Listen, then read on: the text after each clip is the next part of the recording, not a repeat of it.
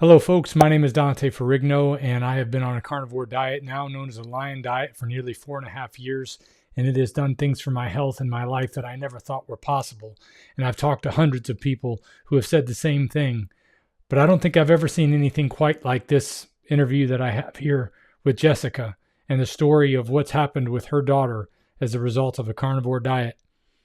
I hope you find this as encouraging to your soul as it has been to mine. It really is an amazing story, and I don't want to waste any time. I want to jump right into it. Real quick, a word from the sponsor that makes these videos possible, and we'll jump right into the video. Hey, fellow carnivores. Need a meal that fits your carnivore lifestyle on the go? The Carnivore Bar is it. My favorite is the salted version. Grass-finished beef, tallow, and salt. 0 carbs, high fat, perfect for travel or busy days. Stay true to your carnivore lifestyle by visiting carnivorebar.com and use my discount code Dante to save 10 to 20% on your order. Now back to the video. I'd like to go ahead and introduce Jessica Roman. She has an amazing story to tell about the carnivore diet and what it's done for her and especially for her daughter. So Jessica, welcome to the show. Thank you so much for having me. I really appreciate it. It's a blessing. So why don't you give me a little bit of background on what led you to this and what it's done for you? Yeah, so my daughter was born, we thought, normal and healthy, and shortly after birth, she was given a terminal diagnosis of Mm. MMIHS, and our worlds just completely changed. Um, we thought we had this healthy baby and we were going to be going home.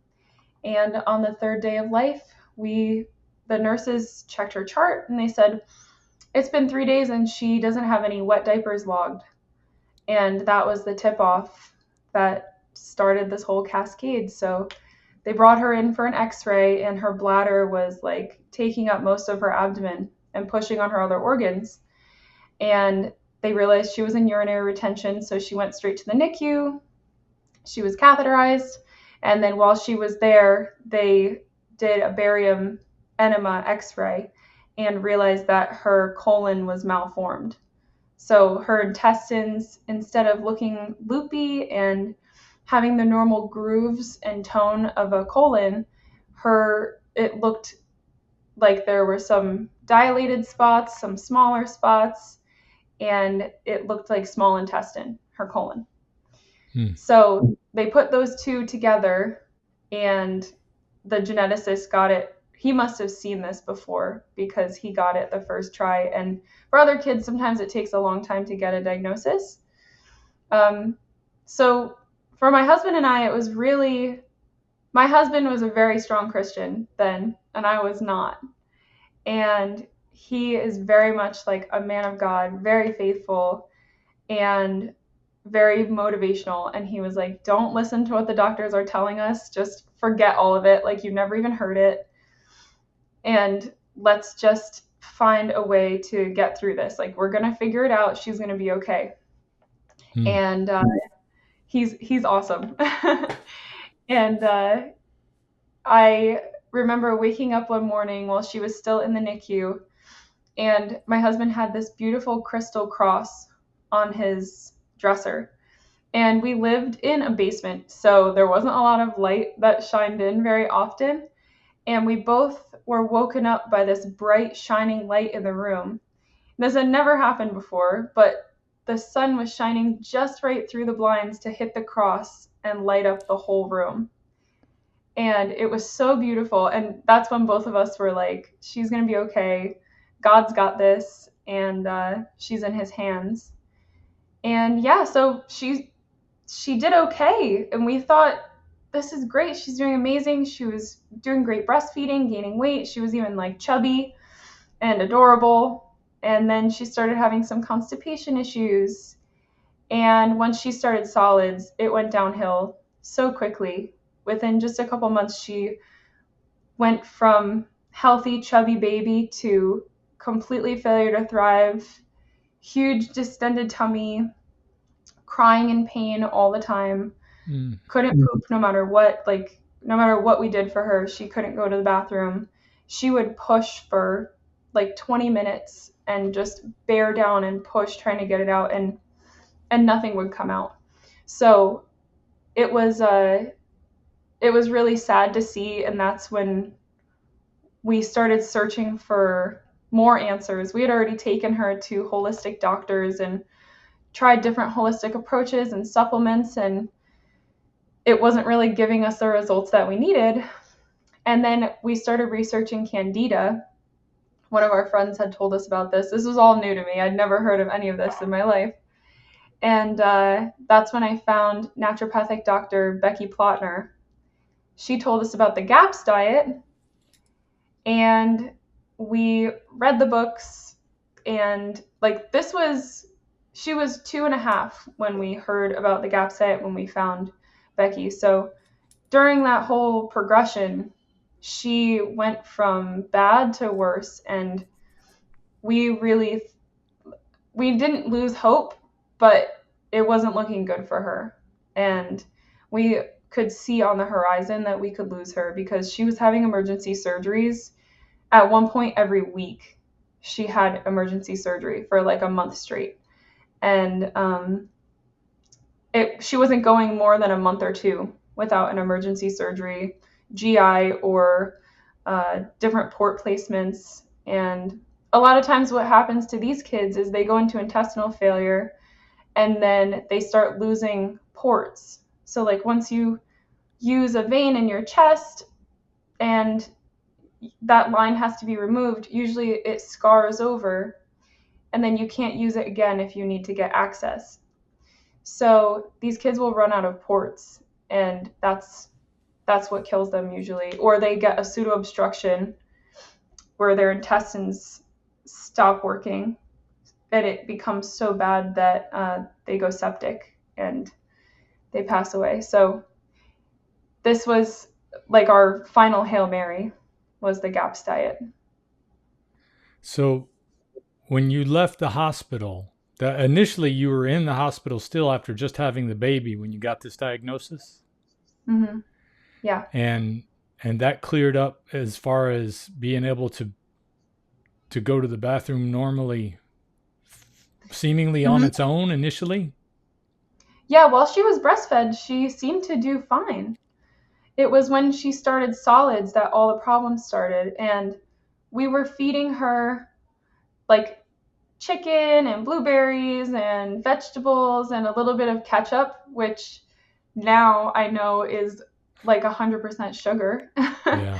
But I didn't know anything about nutrition back then, and we just kept taking things out of her diet that we realized she was reacting to. So we were like, okay, well, let's try gluten-free bread. That'll be a healthy option. And she would have a piece of bread and her stomach would just blow up like a balloon. We were like, okay, can't do that. Let's try grapes. Let's try chips and salsa, all the standard American things. And she would react. She would have these big pseudo obstructions. We rushed her to the hospital. I can't tell you how many times. She was life-flighted twice. She was rushed in an ambulance once because the weather was too bad for a life flight. Like, it was just a constant state of crisis with her, where we were sleeping at night and we would hear a cough on the baby monitor, and we would just turn white and run to her room and find her vomiting with food that she ate 3 days ago. Because it couldn't go anywhere. Yeah, there was nowhere for it to go. And it would just sit there and ferment. So it also always smelled like beer or alcohol. Yeah. Because it was literally fermenting in her intestines. So, yeah, it was, when I reflect back on it, I think sometimes when I do these interviews, I disassociate a little bit, and because I have to think about the details and really what she went through. But it was brutal during that time, and we were living in such a state of hypervigilance, just trying to keep her alive. And eventually the doctors were like, she's 18 pounds and 18 months old. And she was so skinny she could barely walk. So we had to put her on IV nutrition.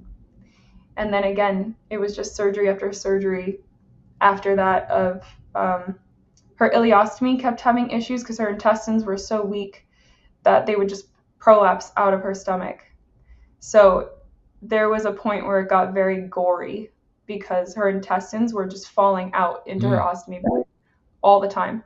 And we were having to figure out what to do with that. And we were 3 hours from the children's hospital. So I was on the phone with the surgeon, and they're trying to tell me how to get her intestines back in her stomach to get her to the hospital. How old was she when she had the ostomy installed? She was 16 months old, Okay. and it started having problems within 3 months. And then every month or two, she was having to have an emergency revision because of that issue. But since she's been on carnivore, that issue has stopped. And I honestly don't know why. I don't know. I guess her body's gotten stronger, but I wouldn't expect it would affect her intestines enough to prevent that.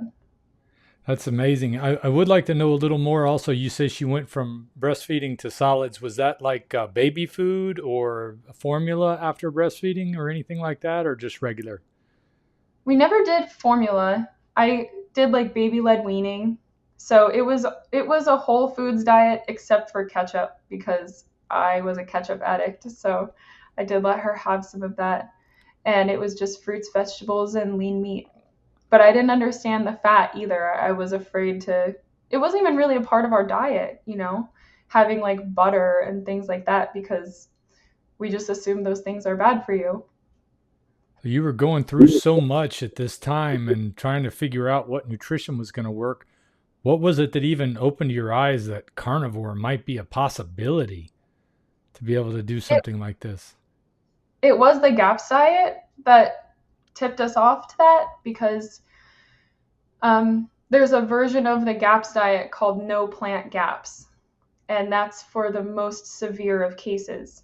So when I initially spoke to Becky Plotner, she said, "Well, put her on the GAPS diet. You make it with onions and garlic and I was like, "Whoa, she can't have those." I had already known at that point that those foods were highly fermentable and they caused major problems for her. So she said, "Well, why don't you try no plant GAPS? It's in Dr. Natasha's second book, and there's an entire protocol already written on it." So we decided to try it, and it had already proven that it worked with lots of other really severe GI cases and kids that wouldn't tolerate even normal carnivore. So, like, when we first started the diet for her, she couldn't tolerate beef. Beef and beef organs were so cleansing for her, it would just cause massive amounts of diarrhea and die off because her body was like, okay, let's use all this stuff real quick, let's heal. And it was too much at once. So we had to Yeah. start with pasture raised chicken, which is in the protocol. We started with pasture raised chicken and chicken organs for almost a year. And then we were able to transition to beef. And now she's been on beef for over 2 years. So it's been 3 years she's been on this diet. So you had to change your probably eating style to learn to do all of these things because I know most of us in life, my life before carnivore was a lot of fast food, eating out at restaurants, eating stuff out of boxes. I'm assuming yours was similar. Yeah, absolutely. Absolutely. I mean, I used to get off the bus after school and like go eat a family sized can of Chef Boyardee. Like, I was just kind of blessed that, my mom did cook and she made homemade meals all the time, but we still had snacks. And when I moved out on my own, I loved to cook, but I wasn't cooking carnivore. I wasn't eating a lot of meat all the time until I moved in with my husband, and he was a bodybuilder. So he was eating a lot of meat. I started to eat more, but it still wasn't, I wasn't eating fatty meat. And that was really the key for me. But once we got her on the diet, we all transitioned to eating mostly the same way she does. And then, especially for me, after she was born, I was diagnosed with a plethora of autoimmune problems. So, doing her diet the same exact way she does is how I do best. And my last pregnancy with my third child, I did no plant gaps the whole way through. And I feel the best and strongest I ever have. And he's 13 months old now, and we're still going strong. Wow. Well, that's fantastic. So no plant gaps is basically your carnivore diet. Yeah. Yeah, it's basically it's very similar to what people know carnivore is. It's just these little nuances, like we don't have raw dairy, we have to have it fermented first, Mm. because anything that can ferment in her gut will cause a problem. So if you give her kefir that you've made at home, she's okay with it. But if she drank raw dairy that hasn't been fermented, she will bloat up. So it's just these little nuances that make it different, and specifically very tailored to the most sensitive of kids or adults. So what's your typical diet like today, and that you and your husband share and feed her? Like what's your daily like? So we make G-tube feeds for her, homemade. We just boil. She has a feeding tube in her stomach. So rather than give her the absolute terrible G-tube feeds that the doctors wanted us to give her when she first got her feeding tube, we boil big pots of organ meat and bones and make essentially like a big pot of bone broth with organ meats, debone everything, blend it, and put it in her feeding tube with Wow. like raw egg yolks and butter, tallow for extra fat. So that's her daily. And then she likes to eat lean meat, but she tends to be on the side of failure to thrive. Like she really won't eat enough to sustain herself. And we've tried kind of weaning them down before, and she just can't get the calories in that she needs. So she'll snack on like chicken or beef jerky or cheese throughout the day, but the G-tube feeds are really the bulk of her calorie intake. Now my 3-year-old, he'll eat 3 or 4 burger patties a day and have some string beans, and like if we happen to have some fruit, he'll have some berries. So he's really great with he's kind of keto paleo. Um, and then my husband and I am eating a lot of lamb right now because I'm dealing with some histamine intolerance. Yeah. So I take lamb from frozen in the morning, throw it in the pan, and I'll eat that like 3 times a day essentially. It's pretty boring. And my husband mostly eats like ribeye and burger patties. I love lamb. I love my ribeye, and I've grown to love burger patties as the prices have gone up on some things. So I can Us definitely understand. And I know it sounds boring, but to anybody watching this, there's nothing boring about feeling better.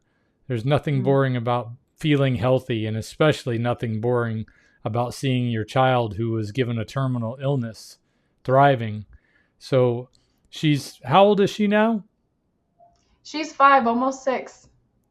And what was their initial prognosis on how long she was expected to live? It's very rare that these kids live past 3, but they told us we could lose her before she was 1, or she might make it a little longer.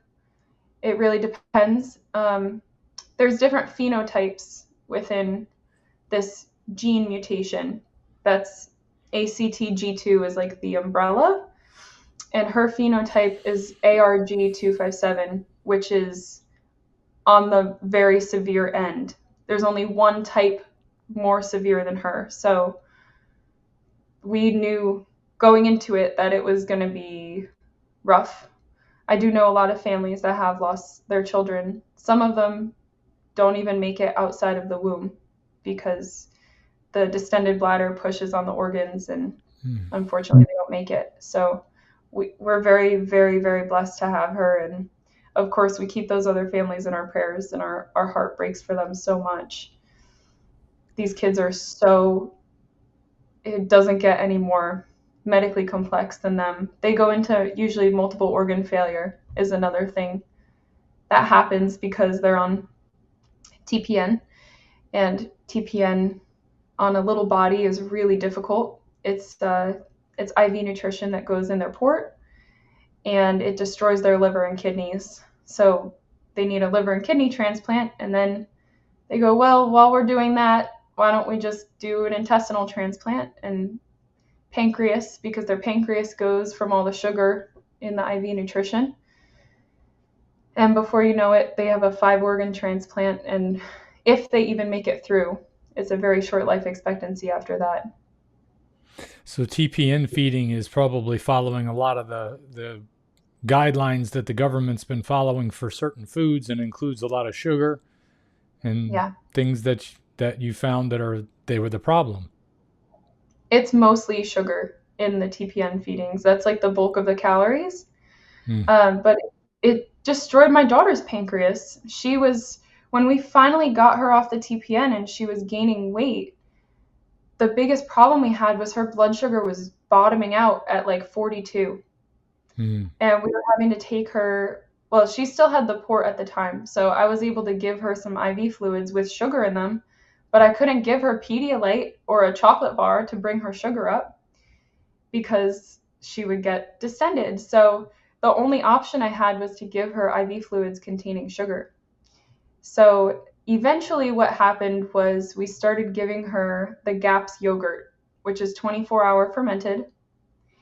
Once we started giving her that, the blood sugar issues stopped completely, and we've never had them since. But is yeah, that still a regular part of her diet then?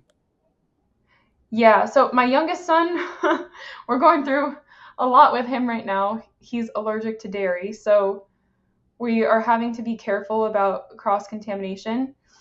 So for probiotics for her right now, we're doing sauerkraut juice that I ferment for like at least 2 weeks before I give it to her. And that's a great probiotic alternative for her right now.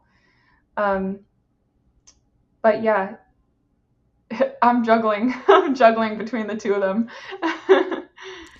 Well, you definitely sound like you have a lot on your plate, but it sounds like you have a wonderful husband who's very supportive and helpful in making this possible to stay sane in a situation that would probably make most people insane. And the fact that you have such a wonderful smile and that you've been able to pull through all this and still deal with all this is very encouraging to me, and I'm sure encouraging to anybody who's watching. So God bless you for what you've been able to endure, and thank God for what you've been able to be blessed with. You have your child continue to thrive. It's so wonderful to hear. I hear a lot of other influencers that are talking about things with fermented vegetables, and it's something that I haven't needed, but I now know based on talking to you that there's definitely some people who need those things. And I definitely have the approach that whatever diet works for you is the diet that works. And one of the things, for me, for carnivore is that was what worked for me. It doesn't necessarily mean that's exactly what you need to do, because you might have a problem that's unrelated to what my problems were. And, you might have some problems that need those extra things. So it's good to see the different perspectives. The best thing I can ask you to do is maybe, how are you sharing your story? I know you've been on a number of different podcasts or video influencers on YouTube. I understand you have a book out. You want to tell me anything about where people can see that? Because I'm sure there are parents out there that are suffering through this kind of thing, and they would love to be able to know how to know more about your story. Yeah, my book is called Dying to Thriving by Jessica Roman. It's on Amazon. And it's really a complete synopsis of my daughter's story, everything we went through from her diagnosis, every single surgery, and then every detail about exactly what started to work for her and the improvements that were made with each change that happened. I wrote the book literally in 2 weeks because I had so much emotion around all of the memories that I really couldn't remember a lot of the details when I first started to write it about a year before it actually came out. I said to my husband, I don't think I can write this book because I don't remember anything. And I can't put the timelines together. And I would look back at pictures and I just couldn't sort it.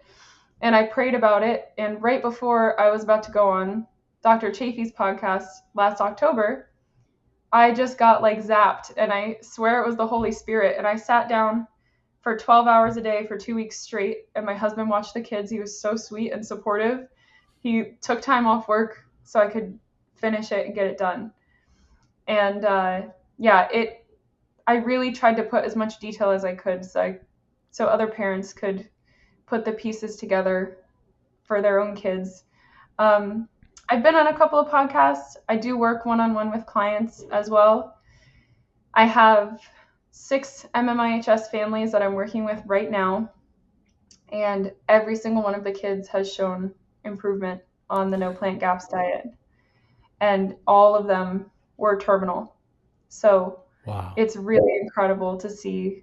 There's 3 kids who are doing incredibly well. One is in Chile, one is in Italy, and one is in Tennessee. And they were all in really, really bad shape when we met. And the one little girl is completely off of TPN now, IV nutrition, just like my daughter.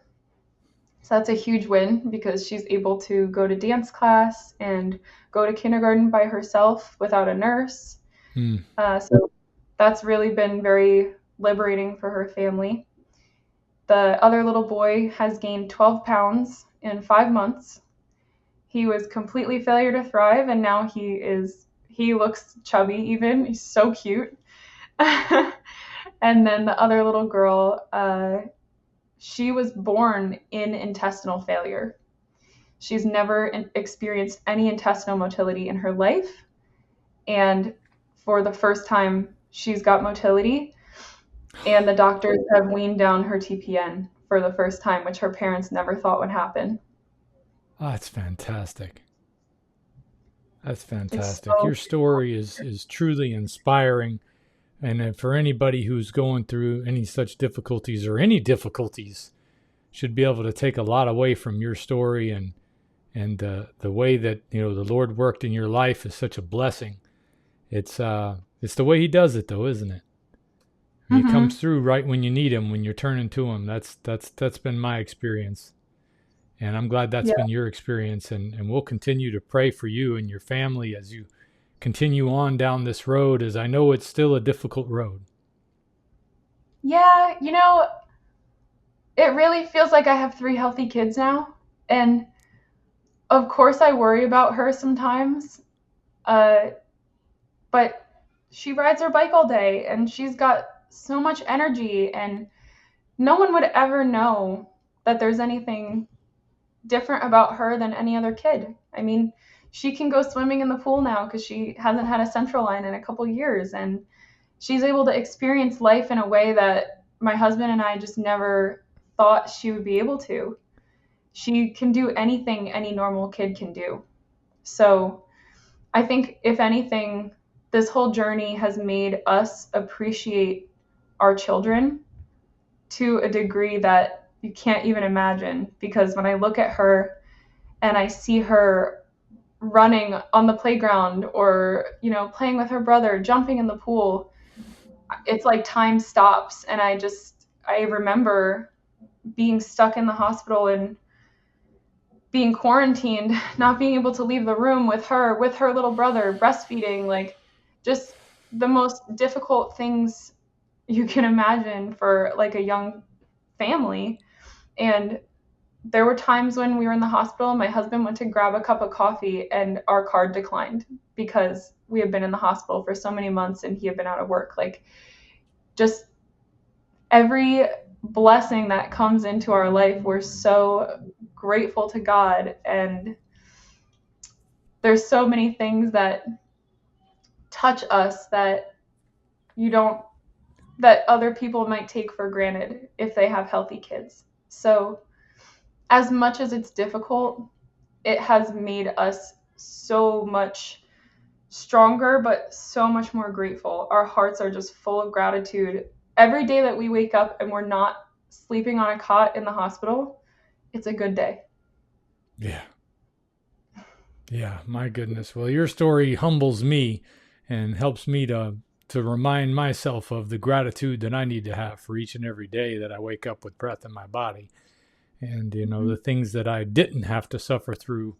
That just, I don't even know if I could imagine going through what you went through.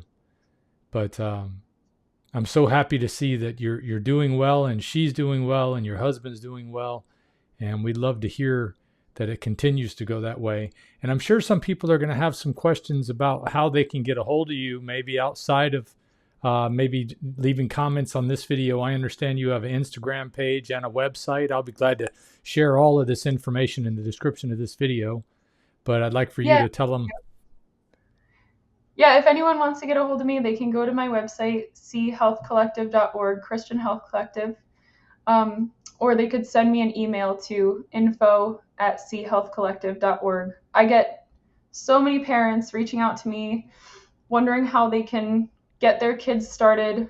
I'm working on a course, No Plant Gaps for Medically Complex Kids, and going through what we've learned about ileostomy care and how to make that safe for the pool, how to make the G-tube feeds that are made from scratch. So I'm going to put all of that together in one spot. Most of it is already in the book, but if anyone has any particular questions or they want to reach out, they can send me an email. I check it constantly. That's wonderful. Okay. Well, like I say, all of that information I'm going to link in the description. Let's see, the email I didn't have before, but I'll be sure to add it to the list so that way they can reach out to you, because I want to make sure anybody who's going through this difficulty or sees symptoms like this, because as you mentioned, the doctors often miss this diagnosis, and it would be important for people to be able to see it. The symptoms were not being able to go to the bathroom, basically, nothing being exited out of the bladder. So that's definitely something I'll put in the description so that people who are looking for help in this matter will be able to find it and hopefully reach out to you and get the answers that they need. Anything that you'd like to leave the audience with here? Thank you for having me. And just the one thing I think is so remarkable about my daughter's story is it shows no matter what you're dealing with and how difficult your circumstances are, you really can heal, and lean on God for healing, because He wants you to heal and He has plans for you to prosper, not to harm you. Yeah. And God is so good, and He gave us everything that we need to heal ourselves. So remembering that and His infinite wisdom, and remembering that your body can heal too, no matter what the circumstance. Perfect. Absolutely. Well, thank you, Jessica, for joining us today. I sure do appreciate you coming and sharing your story. And I hope to hear from you again sometime and keep us posted somehow about how she's doing. And I pray for continued healing for her and just a wonderful life as a child, and being able to enjoy her time with you and your husband, and blessings. That's all I can say is blessings on you. Thank you. Blessings to you too, Dante. Thank you so much. All right. Well, that's going to do it for this one, folks. We thank you for joining in. Be sure to check out those links in the description. And if you know anybody who's going through something like what Jessica just described here, please share this video with them so that they can find some help, because it is very possible the doctors could miss what they're looking for, and it could be a very important thing to save their life and maybe even prevent some of the things that they had to go through. So thanks again for joining us, and we will see you guys next time. Thank you, Jessica. All right, take care. Thanks. If we pay extra, could we maybe get some grease or fat? Hey, it's Dante Ferrigno. I just wanted to thank you first of all for watching this video, but I also wanted to tell you about my merch shop. I have a link in the description for a bunch of different items I've put together for you to be able to show your support for the carnivore lifestyle, and every purchase helps me to keep doing what I'm doing here on Ferrigno Freedom.